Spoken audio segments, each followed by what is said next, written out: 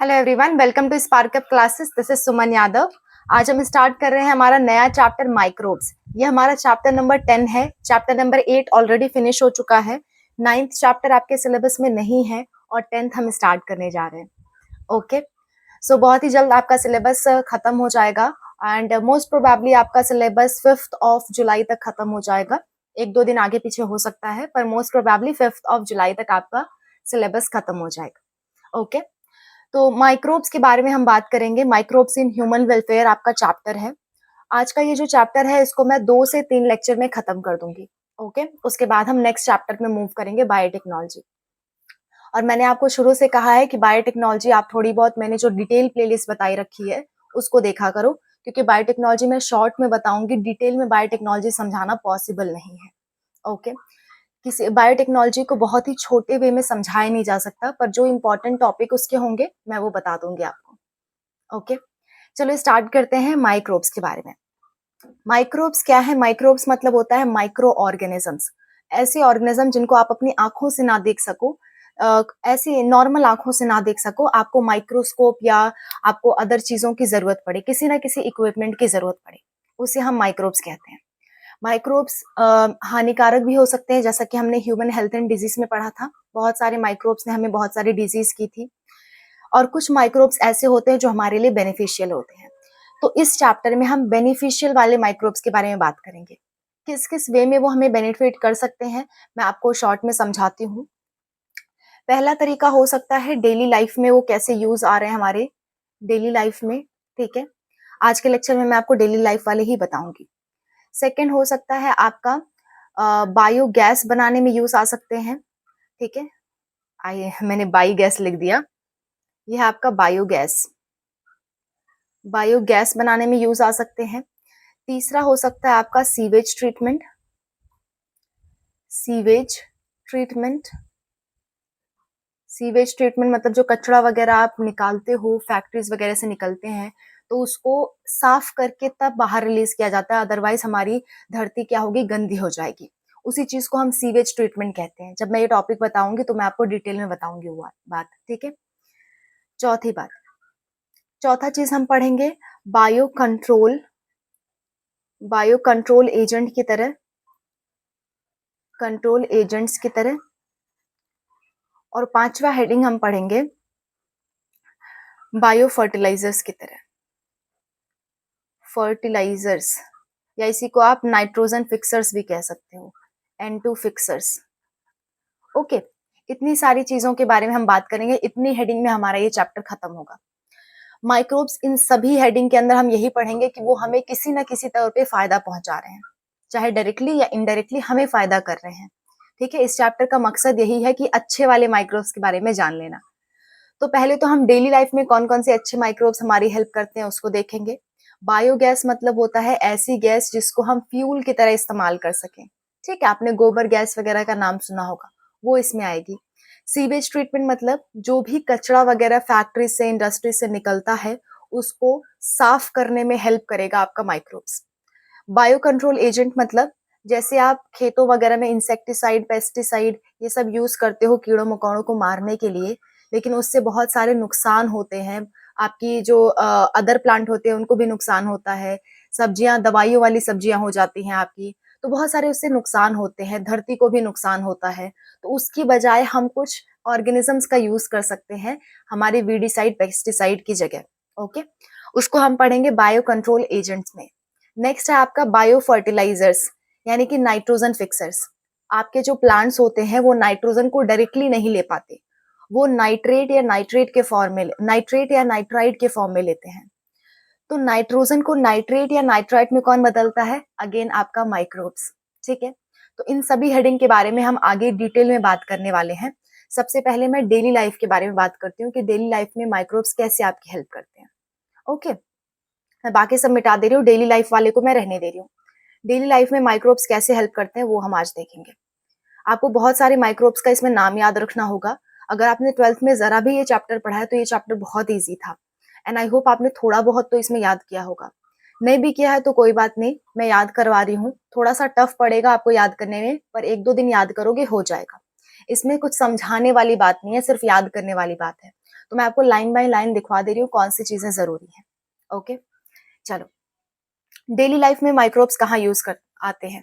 एक तो बात आपको पता हो कि दही जमाना होता है तो लैक्टोबैसिलस नाम का बैक्टीरिया यूज में आता है। ठीक है, लैक्टोबैसिलस, ये तो बचपन से पढ़ते आते हैं लोग। लैक्टोबैसिलस एक बैक्टीरिया होता है जो क्या बनाता है, कर्ड बनाने में हेल्पफुल होता है, कर्ड बनाने में हेल्पफुल होता है। ठीक है, ये क्या है, ये बैक्टीरिया है, ये भी मैं लिख दे रही हूँ, ये क्या है, बैक्टीरिया है। ओके, ये एक तरह का बैक्टीरिया है। दूसरा बैक्टीरिया है आपका स्ट्रेप्टोकोकस। स्ट्रेप्टोकोकस, स्ट्रेप्टोकोकस बैक्टीरिया जो है वो एक तरह का केमिकल रिलीज करता है जिसे हम कहते हैं स्ट्रेप्टोकाइनेज। स्ट्रेप्टोकाइनेज रिलीज करता है, ये भी क्या है, एक तरह का बैक्टीरिया ही है। ठीक है, स्ट्रेप्टोकाइनेज रिलीज करता है। ये स्ट्रेप्टोकाइनेज क्या करेगा, अगर कहीं ब्लड वेसल में खून का थक्का जम गया है, ब्लड क्लॉटिंग हो गई है, तो उसको फोड़ देने का में मदद करेगा, यानी कि आपकी जान तक बचा सकता है ये। अगर किसी भी वजह से आपकी ब्लड में कोई ब्लड क्लॉट बन गया है और आपके ब्रेन में या किसी भी ब्लड वेसल में जाकर के वो फंस जाए, तो क्या हो सकता है, आपके बॉडी का वो पार्ट डेड हो सकता है, क्योंकि ब्लड सप्लाई की वजह से ही आपके बॉडी के पार्ट्स जीवित रहते हैं। अगर बॉडी के पार्ट्स में ब्लड सप्लाई बंद हो गई तो क्या हो जाएगा, डेथ हो सकती है पर्सन की, या किसी पार्ट डैमेज हो सकता है पर्सन का। ठीक है, तो ये क्या करता है, अगर किसी के बॉडी में ब्लड क्लॉट कहीं जम गया है तो उसको ये क्या करेगा, साफ कर देगा। इसको हम कहते हैं क्लॉट ब्रस्टर। खासकर कोलेस्ट्रॉल वाले पेशेंट्स के लिए ये बहुत हेल्पफुल होता है, जिनको हाई बीपी है, ठीक है, उन वाले पेशेंट्स के लिए बहुत हेल्पफुल होता है। क्लॉट ब्रस्टर की तरह इसे यूज कर सकते हैं। ओके, कोलेस्ट्रॉल वाला अभी हम डिटेल में देखेंगे, अभी इसको आप इतना याद रखो, क्लॉट ब्रस्टर के रूप में हम देख सकते हैं इसको। ठीक है, ये एक तरह से दवाई में उपयोग आएगा आपका। ये दोनों बैक्टीरिया की बात हो गई। ओके, अब तीसरा वाला देखते हैं। तीसरा वाला हम ईस्ट देखेंगे। ईस्ट, ईस्ट जानते हो, एक तरह का फंगस होता है। ठीक है, ईस्ट की बात कर रहे हैं। ईस्ट है आपका मोनास्कस परपुरेयस। मोनास्कस परपुरेयस, मोनास्कस परपुरेयस एक आपका बैक्टीरिया होता है। ठीक है, मोनास्कस परपुरेयस क्या होता है, एक तरह का आपका बैक्टीरिया होता है। वो क्या करता है, वो स्टैटिन्स रिलीज करता है। स्टैटिन्स, स्टैटिन्स, स्टैटिन्स नाम का केमिकल रिलीज करता है। इस केमिकल से क्या होगा देखते हैं। इस केमिकल से आपका ब्लड कोलेस्ट्रॉल कम हो जाएगा। जिन भी पेशेंट्स का ब्लड कोलेस्ट्रॉल बहुत ज्यादा है, जिन भी पेशेंट का में कोलेस्ट्रॉल बहुत ज्यादा होता है, उन पेशेंट में क्या होगा, ब्लड प्रेशर बहुत ज्यादा हो जाएगा, हार्ट अटैक आने के चांस होते हैं। तो ब्लड कोलेस्ट्रॉल को ये कम करता है, ये एक तरह से दवा की तरह काम करता है। इसको हम कहेंगे blood cholesterol lowering agent. Cholesterol lowering agent, blood cholesterol को क्या करेगा, कम करेगा। और ये है क्या, एक तरह का ईस्ट है। ईस्ट क्या होती है, फंगस होती है। ठीक है, ईस्ट क्या होती है, फंगस होती है।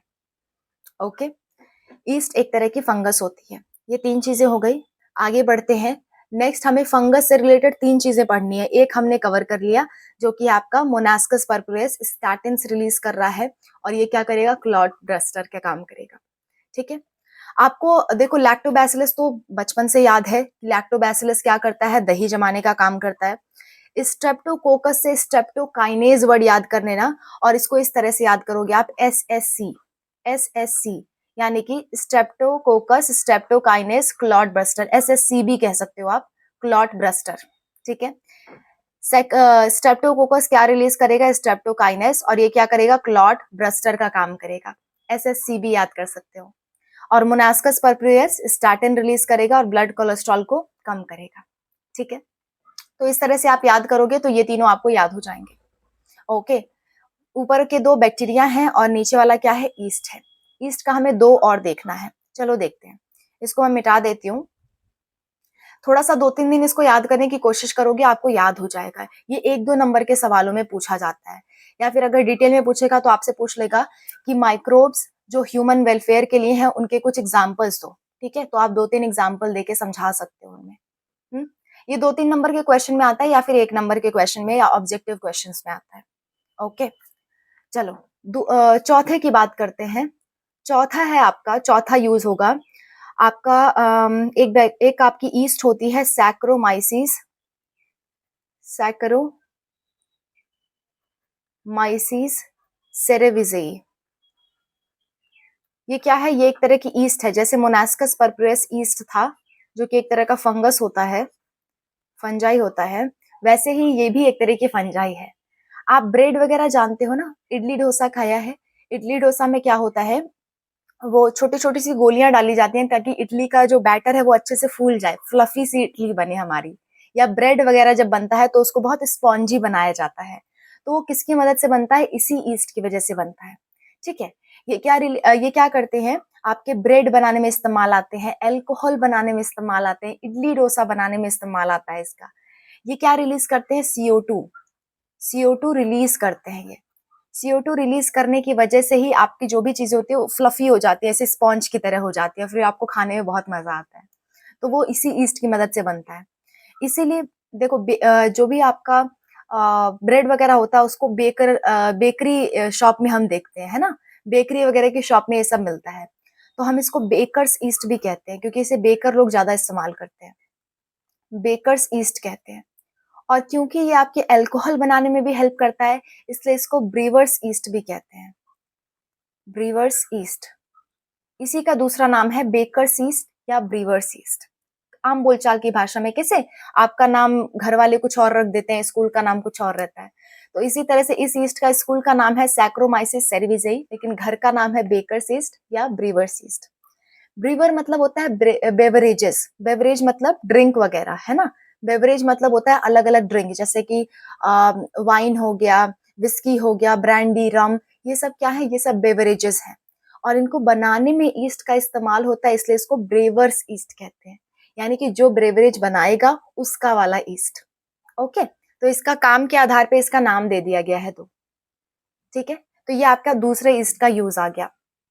नेक्स्ट ईस्ट की तरफ बढ़ते हैं, जो कि है आपका सॉरी ईस्ट नहीं, नेक्स्ट फंगस की तरफ बढ़ते हैं, जो कि है Penicillium notatum. Penicillium notatum. Penicillium notatum एक तरह का फंजाई है, पर ये ईस्ट नहीं है। ईस्ट होता है यूनिसेलुलर फंजाई, एक सेल जिसमें हो उसको हम ईस्ट कहते हैं, लेकिन जिस फंजाई में एक से ज्यादा सेल हो उसे हम ईस्ट नहीं कहेंगे। तो ये फंजाई है पर ईस्ट नहीं है। ओके, पेनिसिलियम नोटाटम क्या है? पेनिसिलिन नाम की एंटीबायोटिक का नाम आपने सुना होगा। पेनिसिलिन ये रिलीज करता है। ठीक है, पेनिसिलिन क्या है? एक तरह की एंटीबॉडी है, सॉरी एंटीबायोटिक है। एंटीबायोटिक मतलब किसी को अगर बैक्टीरियल डिजीज होती है तो उसे एंटीबायोटिक दी जाती है ताकि वो डिजीज उसकी सही हो जाए। पेनिसिलिन का नाम आपने बहुत सुना होगा, आंख वगैरह में पेनिसिलिन डाल देते हैं ताकि आंख का जो कचरा वगैरह है वो बाहर निकल जाए। बहुत ही अच्छी एंटीबायोटिक है ये, और इसे ढूंढा था अलेक्जेंडर फ्लेमिंग नाम के साइंटिस्ट ने। अलेक्जेंडर, ये पहली एंटीबायोटिक थी, दुनिया की सबसे पहली एंटीबायोटिक यही थी। ठीक है, अलेक्जेंडर फ्लेमिंग ने इसे ढूंढा था। ये साइंटिस्ट थे एक, ये काम कुछ और कर रहे थे, गलती से इन्होंने ढूंढ दिया था। ये ढूंढना कुछ और चाह रहे थे लेकिन गलती से इन्होंने ये ढूंढ दिया था। ठीक है, ऐसा भी हो जाता है, लकी लोग रहते हैं, और इसके लिए उन्हें नोबेल प्राइज भी मिला था। ओके, तो इतना हो गया फंजाई की बात। एक और फंजाई की चीज है, फंजाई का एक और चीज है, उसको भी याद कर लेते हैं। मैं इसको मिटा रही हूँ, आपको इसे 2-3 दिन देखना पड़ेगा। पहली बार मैं ऐसी चीजें बता रही हूँ जो आपको सिर्फ याद करने वाली चीजें हैं। ठीक है, डिलीट। ओके, चलो देखो, नेक्स्ट छठवें की बात करूं तो एक होता है आपका ट्राइकोडर्मा पॉलीस्पोरम। Trichoderma polysporum. ठीक है, ट्राइकोडर्मा पॉलीस्पोरम, ये क्या होती है? ये अगेन एक तरह का फंगस है। ये क्या है? एक तरह का फंगस है, और ये क्या करता है? ये एक मेडिसिन वाला केमिकल रिलीज करता है जिसको हम कहते हैं साइक्लोस्पोरिन।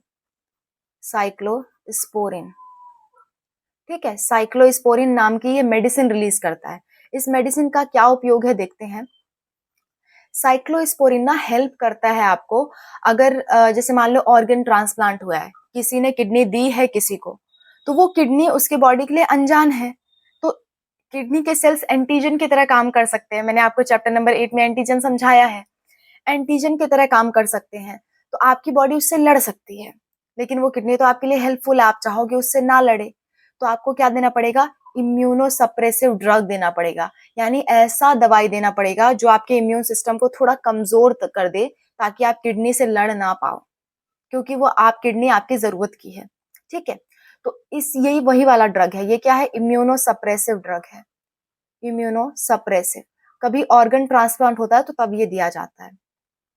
सप्रेसिव ड्रग ऐसी दवाई है जो इम्यून सिस्टम को क्या करेगी, कमजोर करेगी। ठीक है, इसको बहुत ज्यादा नहीं लेना चाहिए, नहीं तो आपका इम्यून सिस्टम टोटली कमजोर हो जाएगा और कोई भी बीमारी आपको आसानी से हो जाएगी। ठीक है, तो ये आपकी फंजाई वाली चीजें खत्म होती हैं यहाँ पे। ओके, इतनी सारी चीजें हैं जो आपके माइक्रोब्स इन ह्यूमन वेलफेयर है, यानी कि जो आपको नुकसान नहीं पहुंचाते, जो आपको फायदा पहुंचाते हैं किसी ना किसी रूप से। कुछ दवाओं की तरह फायदा पहुंचा रहे हैं, कुछ अलग तरह से फायदा पहुंचा रहे हैं। इतनी सारी चीजें आपको याद करनी है। ठीक है, कुछ और आपको याद करना होगा। एक और फंगस है आपका एस्परगिलस नाइगर। ठीक है, एस्परगिलस कभी कभी ये पूछ लेता है पर उतना इंपॉर्टेंट नहीं है। एस्परगिलस नाइगर एक तरह का आपका फंगस ही होता है ये भी। ठीक है, और इससे आपको सिट्रिक एसिड मिलता है, सिट्रिक एसिड मिलता है। जो आपको नींबू वगैरह में एसिड होता है ना, जो खट्टा होता है बहुत। ठीक है, हर खट्टे फल में आपको सिट्रिक एसिड मिलता है लगभग, इमली को छोड़ के। इमली में आपका दूसरा एसिड मिलता है, टार्टारिक एसिड मिलता है। लेकिन जो नींबू है, जितने जूस वाले खट्टे फल होते हैं ना, नींबू, संतरा, ये सब में क्या मिलता है आपको, सिट्रिक एसिड। और एस्परगिलस नाइगर नाम के फंगस में भी आपको सिट्रिक एसिड मिलता है। ठीक है, ये चीजें आप याद कर सकते हो। और तो इसमें सारी चीजें कवर हो गई। एक बैक्टीरिया का और आपको याद करना है, वो बैक्टीरिया है आपका एसेटोबैक्टर एसेटाई। एसेटोबैक्टर, ये इजी है, एसेटोबैक्टर एसेटाई। नाम से ही पता चल रहा है, एसेटाई मतलब एसिटिक एसिड बनाएगा, एसिटिक एसिड बनाएगा। ठीक है, एसेटोबैक्टर एसेटाई क्या बनाएगा, एसिटिक एसिड बनाएगा। ये सब बेटा याद करने वाली चीजें, इसमें मैं कुछ बहुत ज्यादा नहीं कर सकती। आपको लग रहा होगा कि कितना आज याद करने वाली चीजें बता रही हैं, पर बेटा अभी तक पूरी बायोलॉजी में इतना याद करने वाली चीजें नहीं पढ़ी, कभी तो पढ़ लो, बायोलॉजी में याद तो करना पड़ेगा। ठीक है, तो इतनी चीजें आपको ध्यान में रखनी है। ये आपके डेली लाइफ में यूज आने वाले बैक्टीरिया है, प्लस मेडिसिन में यूज आने वाले बैक्टीरिया है। बैक्टीरिया प्लस फंजाई है, बैक्टीरिया फंजाई के बारे में हमने पढ़ा है। चलो, एक और फंजाई के बारे में दे रखा है, हालांकि बहुत इंपॉर्टेंट नहीं है। बहुत इंपॉर्टेंट माने वाले मैंने आपको यहाँ तक बनाए, 6 तक बता दिए हैं। लेकिन कभी कभी आपसे उल्टा सीधा भी पूछ लेता है, तो मैं उसके लिए सेफ्टी के लिए आपको बता दे रही हूँ। एक लास्ट आपका फंजाई वाला है, प्रोपियोनी बैक्टीरियम। सॉरी, फंजाई ने बैक्टीरिया का है, प्रोपियोनी बैक्टीरियम, पियोनी बैक्टीरियम। ठीक है, प्रोपियोनी बैक्टीरियम शारमानी, शारमानी मानी। ये क्या करता है, ये बैक्टीरियम आपका स्विस चीज बनाने में हेल्पफुल होता है। स्विस चीज, चीज जैसे आप देखते हो ना, वो टॉम एंड जेरी में जेरी हमेशा चीज खाना पसंद करता है, तो ये वही वाली चीज है। ठीक है, वो बनाना पसंद करता है। और एक होती है आपकी रॉक्यूफोर्ड चीज। अलग अलग तरह की चीज होती है ना, रॉक्यू, कुछ भी चीज आप पिज्जा वगैरह पे खाते हो। ठीक है, रॉक्यूफोर्ड चीज। रॉकीफोर्ड चीज जो होता है वो एक तरह के फंजाई से मिलता है। आपको फंजाई का नाम नहीं याद रखना है, सिंपल इतना याद रखना है, फंजाई से मिलता है। ओके, तो इतनी बात आज के सेशन में आप याद रखो। और बायोगैस हेडिंग भी पढ़ लेते हैं, छोटी सी हेडिंग है बायोगैस वाली। डेली लाइफ वाला हमारा खत्म हो गया, बायोगैस वाली हेडिंग पढ़ लेते हैं। बायोगैस में आपके कुछ बैक्टीरिया होते हैं जिसे हम कहते हैं मेथानोजेंस, मेथानोजेंस। ठीक है, मेथानोजेंस नाम के, जस्ट अ मिनट, स्पेलिंग थोड़ी सी गलती हो गई, मिथानोजेंस, मिथानोजेंस नाम के बैक्टीरिया होते हैं। ये क्या करते हैं, ये आपके मिथेन रिलीज करते हैं, CH4। CH4 क्या है, मिथेन है। मिथेन रिलीज करते हैं जिसको हम फ्यूल की तरह इस्तेमाल कर सकते हैं। ठीक है, क्या इस्तेमाल कर सकते हैं, फ्यूल की तरह, इससे आग जलाई जा सकती है, इसीलिए इसको बायोगैस भी कहते हैं। बायोगैस में आपको बस इतना ही पढ़ना था। कल हम पढ़ेंगे सीवेज ट्रीटमेंट के बारे में डिटेल में, एक पूरा लेक्चर लग जाएगा सीवेज ट्रीटमेंट पढ़ने में हमको। Okay, so wish you all the best. मिलते हैं नेक्स्ट वीडियो में। मैं भी पसीने से भीग गई हूँ, कुछ नहीं किया जा सकता, गर्मी बहुत ज्यादा है। तो आप इस चीज को याद रखना, थोड़ा सा आपको मेहनत करनी पड़ेगी इस वाले लेक्चर के लिए, आने वाले लेक्चर्स इजी हैं इसके बाद। ठीक है। एक यही ऐसा लेक्चर है जिसमें आपको बहुत ज्यादा याद करने वाली चीज है, 2-3 दिन का समय लग सकता है आपको याद करने में, तो टाइम देके इसे याद कर लेना।